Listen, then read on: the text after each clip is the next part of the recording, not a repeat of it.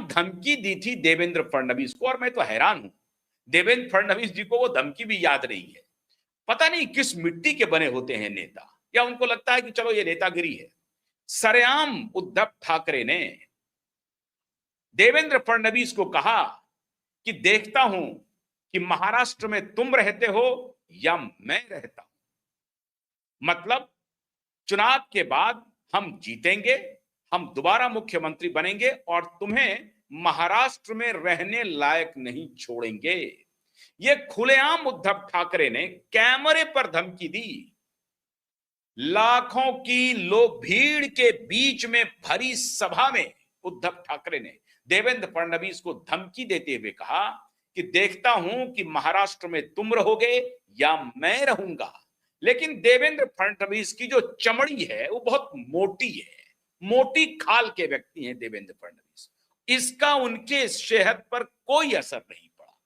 मौन साधे रहे देवेंद्र फडणवीस, और आज तक मौन साधे हुए हैं, आज तक वो मौन साधे हुए हैं। लेकिन मामला, जैसा मैंने आपको कहा कि यह मामला देवेंद्र फडणवीस और उद्धव ठाकरे का अब नहीं रहा। संसद में आप तड़ीपार कहेंगे केंद्रीय गृह मंत्री को, और प्रधानमंत्री के बारे में जिक्र करेंगे कि एप्स्टीन फाइल में किसका किसका नाम है। सीधी धमकी थी। तो मैंने कल ही कहा था आपको, और इसके बाद भी रुके नहीं वो। जैसा कि मैंने अभी बताया आपको, निशिकांत दुबे को खुलेआम कुत्ता कहा जा रहा है और निशिकांत दुबे को जान से मारने की धमकी दी जा रही है। कहा जा रहा है कि मुंबई आओ तो तुम्हें देख लेंगे। मुंबई, अगर निशिकांत दुबे, और यही बात उन्होंने किसके साथ किया था?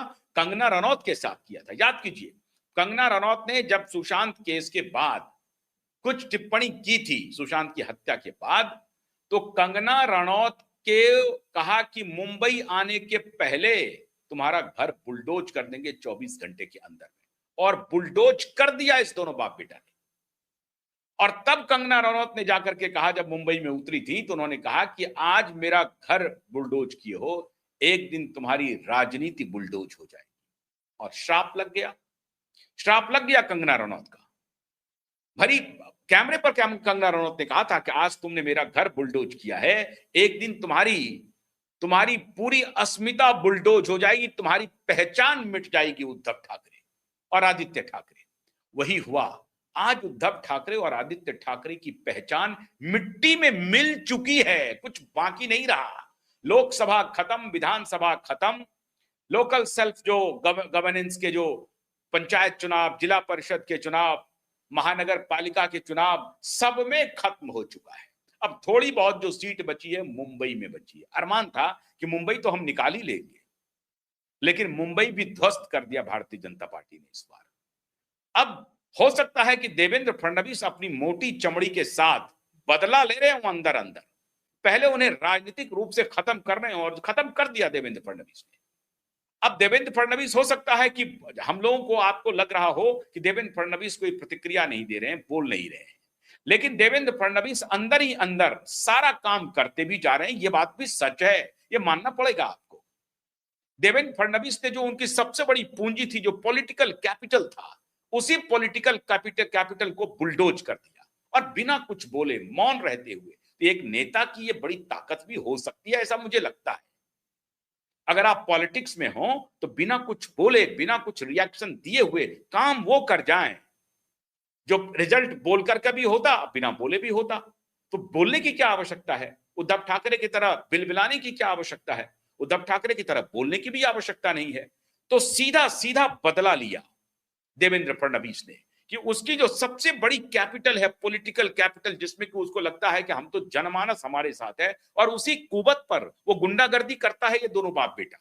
उसी कुबत पर शिवसेना के गुंडे सड़क पर निकल करके रेडी वालों, पटरी वालों पर अपनी मर्दानगी दिखाता है, अपनी ताकत दिखाता है। गरीब लोगों पर, उत्तर भारतीय गरीब हो या दक्षिण भारतीय गरीब हो, लुंगी को पुंगी बजाने की बात करता है ये दोनों बाप बेटे की पार्टी।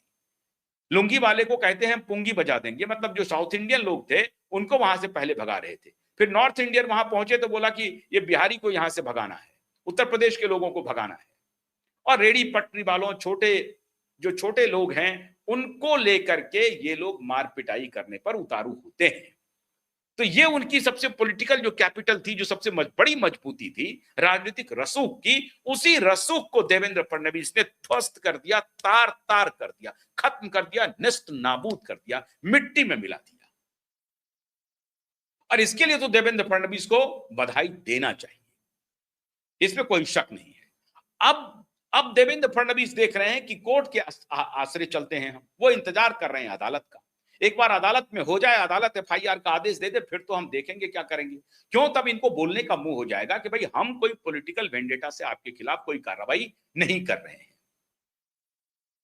एक तरफ तो देवेंद्र फडणवीस की चाल ये है, दूसरी तरफ शिशुपाल वध के लिए शिशुपाल की हर गाली की गिनती हो रही थी। और शिशुपाल वध की गाली आज से नहीं है। याद कीजिए, जब राष्ट्रीय अध्यक्ष अमित शाह कहा मीटिंग करेंगे, अमित शाह से मिलने के लिए कहा कि आपको हमारे घर आना पड़ेगा।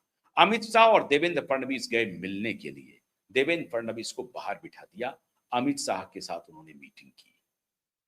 अपमान देखिए, देवेंद्र फडणवीस को बाहर बिठा दिया, बाहर बैठे रहे देवेंद्र फडणवीस, अमित शाह और उद्धव ठाकरे बात करते रहे। कोई व्यक्तिगत बात थी क्या?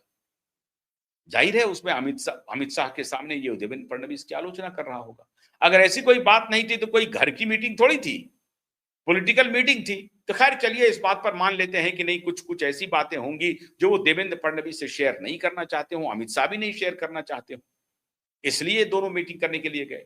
लेकिन अमित शाह ने कहा कि आपसे मुलाकात करनी है, तो कहा मुझसे मुलाकात करनी है तो आइए मातोश्री आइए। आज दोनों बाप बेटा की हैसियत यह है कि राहुल गांधी से केजरीवाल से भी मिलने के लिए वो केजरीवाल के दरवाजे पर जा रहे हैं दोनों बाप बेटा। राहुल गांधी तो बड़ी ऊंची चीज है, केजरीवाल से मिलने के लिए वो बाप बेटा